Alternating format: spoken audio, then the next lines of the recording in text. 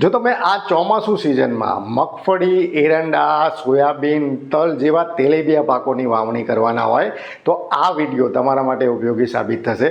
મેં જે પાકોના નામ આપ્યા છે એ પાકોની વાવણી માટે બિયારણની ખરીદીમાં ખેડૂતોને આર્થિક સહાય મળી શકશે.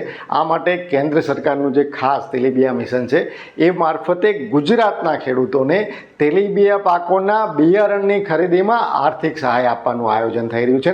આ માટે આ ખેડૂત પોર્ટલ પર અરજી પણ સ્વીકારવામાં આવે એવી સંભાવના છે. તો આ યોજના કઈ છે, કેવી રીતે લાભ મળશે અને કેવા લાભ આમાં મળશે એ મુદ્દાને સરળતાથી સમજવાનો પ્રયાસ આપણે યોજના એનાલિસિસના આ એપિસોડમાં કરીશું. પ્રસ્તુત કરતા કૃષિ પ્રગતિ, ગુજરાત સરકારની ખેડૂતો માટેની ઓફિશિયલ મોબાઈલ એપ. આપણે તેલીબિયા બિયારણ સહાય અંગેની વાત કરીએ એ પહેલાં એક આપણી ઉપયોગી અપડેટ જાણી લઈએ. આપણને ઘણી વખત જે આપણા ઉપયોગી સંપર્ક નંબર છે એ જ આપણી પાસે હોતા નથી. ખાતરની જ્યારે ખરીદી કરવાની આવે ત્યારે આપણા તાલુકાના જે એગ્રો સર્વિસ સેન્ટર છે, કયા છે, કેટલા છે, એના સંપર્ક નંબર આપણી પાસે હોતા નથી. આપણે કોઈની પાસેથી લેવા પડે છે ને ફોનથી ઘણી વખત સંપર્ક થાય છે, ઘણી વખત નથી થતો, ઘણી વખત ધક્કા ખાવા પડે છે. હવે આ સમસ્યાનું નિવારણ પણ જે ગુજરાત સરકારની ખેડૂતો માટેની ઓફિશિયલ મોબાઈલ એપ છે કૃષિ પ્રગતિ, એના દ્વારા લાવવામાં આવ્યું છે. કૃષિ પ્રગતિ એપ તમે ઓપન કરશો પછી પહેલાં તો તમારે પોતાની વિગત નાખવાની છે, પોતાનું લોકેશન નાખવાનું છે. પછી એમાં કૃષિ ઇનપુટ વિક્રેતા એવું તમને એક બટન જોવા મળશે. એ બટન પર ક્લિક કરશો એટલે તમારી લોકેશનની આજુબાજુ જે અધિકૃત વિક્રેતાઓ છે ખાતરના, એગ્રો બિઝનેસ સર્વિસ સેન્ટર જે છે એની વિગત તમને મળી જશે. એના સંપર્ક નંબર, એનું એડ્રેસ, એનું લોકેશન બધું જ તમને મળી જશે. તો આમ સામાન્ય બાબત લાગે છે કે પણ ઘણી વખત આ આપણો જે કલાકોનો ટાઈમ છે એ આ એક નાનકડું ફીચર, કૃષિ પ્રગતિ એપનું નાનકડું ફીચર એ આપણો સમય બચાવી શકે છે. બીજી જે મહત્વની વાત છે એમાં આપણા તાલુકાના જે કૃષિ સંલગ્ન અધિકારીઓ છે, ખાસ કરીને ગ્રામ સેવક અને તાલુકા ખેતી વિસ્તરણ અધિકારી, એના સંપર્ક નંબર પણ તમને કૃષિ પ્રગતિ એપમાં મળી જશે. તો આ બે જે સંપર્ક નંબર છે એ આમ જો આપણી પાસે હોય તો ઘણી વખત આપણો જે સમય છે એ પ્રમાણમાં બચી શકે છે. તો હજુ જ પણ જો તમે ગુજરાત સરકારની ખેડૂતો માટેની ઓફિશિયલ કૃષિ પ્રગતિ એપ ડાઉનલોડ ન કરી હોય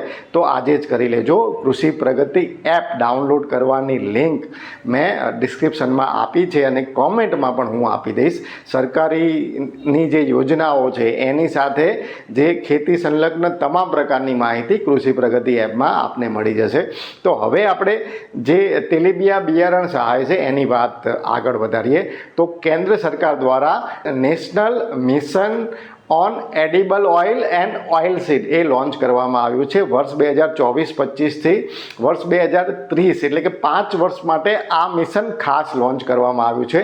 આ મિશનનો હેતુ શું છે કે ભારતમાં તેલીબિયા પાકોનું જે ઉત્પાદન છે એમાં વધારો થાય ને એમાં અલગ અલગ રીતે ખેડૂતોને સહાય આપવામાં આવે છે.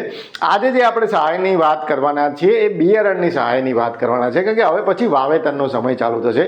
તો ગુજરાતમાં 10 જેટલા જિલ્લાઓમાં અલગ અલગ ક્લસ્ટર જે છે એ તૈયાર કરવામાં આવ્યા છે અને ક્લસ્ટર આધારિત ડેવલપમેન્ટ જે છે એમાં કરવામાં આવશે. અને ખાસ કરીને મેં જે તમને પહેલાં જણાવ્યું એમ કે મગફળી, તલ, સોયાબીન, એરંડા, આ જે બધા તેલીબિયા પાકો છે એનું બિયારણ જો કોઈ ખેડૂતને ખરીદવું હશે તો એના માટે સહાય મળી શકશે. કેન્દ્ર સરકારે આજે મેં તમને બિયારણ જે તેલીબિયા બિયારણ પાકોના નામ આપ્યા છે એના માટે દરેક પાક માટે જે સહાય છે એ નિશ્ચિત કરેલી છે.